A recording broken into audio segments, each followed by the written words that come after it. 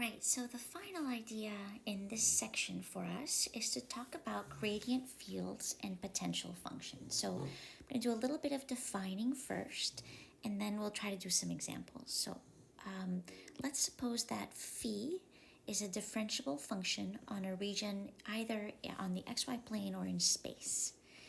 Then the vector field, which is the gradient of phi, is called a gradient vector field.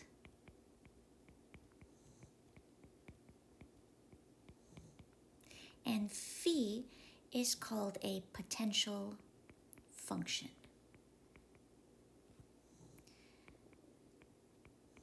Right? So f takes the partial derivatives of the potential function, and each partial derivative is a component of f. F is called the gradient vector field, and phi, which is the function whose gradient is f, is the potential function for f. And a field that is a gradient of a function is called a conservative vector field. So in this case, the way that I've labeled this, f would be a conservative vector field, or the gradient of phi is a conservative vector field. All right, a couple of notes. If our phi is a surface in space that's defined on a region on the xy plane, then its level curves are on the xy plane, and at each point on a level curve, the gradient is orthogonal to that level curve and points in the direction of greatest increase on the surface. In parallel, if phi is a surface in R4 defined on a region in space, the level curves, now they're level surfaces, are in space, and at each point of the level surface, on the level surface, the gradient is orthogonal to the level surface.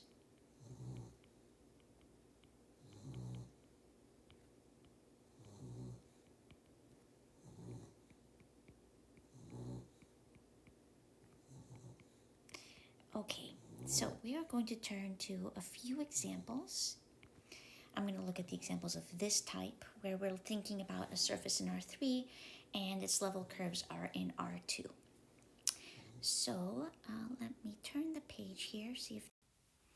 All right, so let's continue our work thinking about what a gradient vector field might look like if we're given level curves of different surfaces. So in part A here, we have the level curves of a surface, and you might notice that the values along, or the elevations, the altitudes of this level of the surface increase as we get further out from the origin. This could be temperature, it could be elevation, who knows what this is, right? But all we care about right now is thinking about what the gradient vectors might look like that form the gradient field. So if we take a few points, I'm just going to zoom in here, and if we take a few points, maybe here, well, we know that the gradient vector at that point will be orthogonal and has to point outward because it points towards greatest increase in the function. We can do the same thing and maybe pick a point here. Again, it's going to go perpendicular to the level curve pointing outward. If I pick a place here and draw a gradient vector, will be perpendicular pointing outward, and same thing will happen here, perpendicular pointing outward as the values of the surface z values increase. All right, let's go to our second example. You can't see this, but this is a -60, -40, -20. And again, we're interested in drawing some gradient vectors in our gradient field. So we know that the vectors will be orthogonal to the level curves and will point toward greatest increase. So we can imagine that we might have vectors that point this way in our gradient vector field. That's because these are vectors that are orthogonal to our level curves and are pointing to increasing values of the function. And then finally, this last example is a little bit weird. It looks like we're increasing in altitude as we go inward towards the origin of each of these circles of the level curves. So I would imagine that a gradient vector here might look like that, a gradient vector here might look like that, a gradient vector here might look like that, and so on. And the important idea here is that we point towards increasing values of the function. Maybe this is some kind of magnetic field, or I don't know, I have no idea. So they're pointing inward toward increasing values, and they're orthogonal to the level curves. All right, let's follow up with a few questions to get a better sense of what our gradient vectors are and what they mean. So we've done the first one. Our second one is, well, we're going to find a way to find potential functions from gradient vectors, but right now we're just going to kind of think about this. We're not going to have any method for now, but we're given a gradient vector field, f of xy, that is, first component is 6xy, and second component is 3x squared plus 5. And we're told this is a gradient vector field, which means that we should be able to find a potential function whose gradient is this vector field. So if I think about that, well, we need a function whose partial derivative with respect to x is 6xy, and whose partial derivative with respect to y is 3x squared plus 5. So we're going to do a little bit of guessing here. I know that we ought to have in this function probably a term that is a 3x squared y term. The reason for that is that when we take the derivative of this with respect to x, we get the 6xy that we want. And when we take it with respect to y, we get that 3x squared term in the second component of our gradient. Now, how do we get the 5 in the second component? Well, this isn't too bad.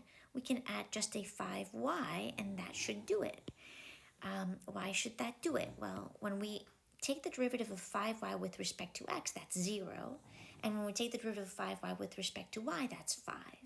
So here we go. We have a function whose given function is its gradient.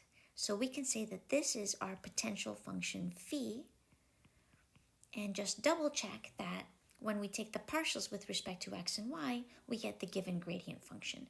Let's just make sure that that still works. So partial with respect to x, for sure, that's going to give us the 6xy, and partial with respect to y will give us the 3x squared plus 5. And yes, both of these work out, so we found a potential function. Now, our third question is this function unique? Well, probably from all the work that you've done in calculus, you might already have an idea of why this might not be unique. And if you notice, if we added a constant to this function, right? If we say, okay, what if we take f of xy equals 3x squared y plus 5y plus 100. Well, adding that constant, now when we take the derivative with respect to x, that's going to be 0. And when we take the derivative with respect to y, the derivative of 100 is going to be 0. So sure, we can add a constant here. And we can actually add any constant we want. And so you can see here that our potential functions that have the same gradient differ from one another by a constant. So no, our potential function is not unique. There's an infinite number of functions that have the same gradient. And our final question is the vector field 6xy, 3x squared plus 5 actually a gradient vector field? And the answer is yes, it is. Yes. The reason it's a gradient vector field is that it is the gradient of another function that we call the potential function that we found. So yes, the vector field given is a gradient vector field because it's the gradient of, in fact, an infinite number of functions. And that is our little exploration here on gradient vector fields.